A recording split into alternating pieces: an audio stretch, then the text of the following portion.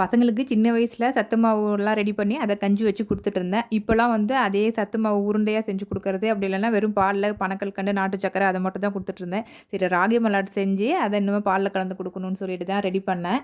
ராகி நேத்து காலையிலேயே ஊற வச்சுட்டேன். அப்புறம் நைட்டு தண்ணிய நல்லா வடிச்சுட்டு ஒரு துணியில கட்டி மூடி வச்சுட்டேன். காலையில நல்லா முளைப்பு வந்துருந்துச்சு. ராகி வந்து 8லேருந்து 10 மணி நேரமாச்சும் நல்லா ஊறணும். அப்பதான் நல்லா முளைப்பு வரும். அதுக்கப்புறம் ஒரு மிக்ஸியில மாத்திட்டு கொஞ்சமா தண்ணி ஆட் பண்ணி நல்லா நைஸா அரைச்சு, மேல உள்ள சக்கையெல்லாம் நல்லா புழிஞ்சிட்டு, அத ஒரு துணியில கட்டி ஒரு கம்பியில கட்டி விட்டுட்டேன். அதுக்கப்புறம் தண்ணிலாம் வடிஞ்சதுக்கப்புறமா ஒரு பிளேட்ல மாத்திட்டு, நல்லா தின்னா நல்லா சீக்கிரமா காயற மாதிரி நல்லா தட்டி வெயில்ல காய வச்சுட்டேன். டஸ்ட் எதுவும் படியும்னு சொல்லிட்டு மேல துணி போட்டு தான் காய வச்சிருந்தேன். பாட்டில்ஸ்லாம் வாங்கி இன்னும் வாஷ் பண்ணாமயே இருந்துச்சு. சரி இன்னைக்கு வாஷ் பண்ணி விடுவோம்னு சொல்லிட்டு தான் பண்ணிட்டு இருந்தேன். கண்ணாடி பாட்டில் வாஷ் பண்ணுறதுக்கு ஒரு டிப்ஸ் சொல்றேன். பாட்டில் வந்து கொஞ்சமா நிக்கிவிட்டு சுடு தண்ணி, அரிசி மாவு போட்டு நல்லா ஷேக் பண்ணி கழுவுனீங்கன்னா, எந்த பிசுபிசுப்பும் இல்லாம பளிச்சுன்னு ஆயிடும். வேணா ட்ரை பண்ணி பாருங்க. நீங்க பசங்களுக்கு செய்யும்போது சேர்த்தே லஞ்ச் செஞ்சுட்டேன். லெமன் ரைஸும் கத்திரிக்காய் வறுவலும் தான். நாளைக்கு வேற ஒரு வீடியோல பார்க்கலாம். பாய்.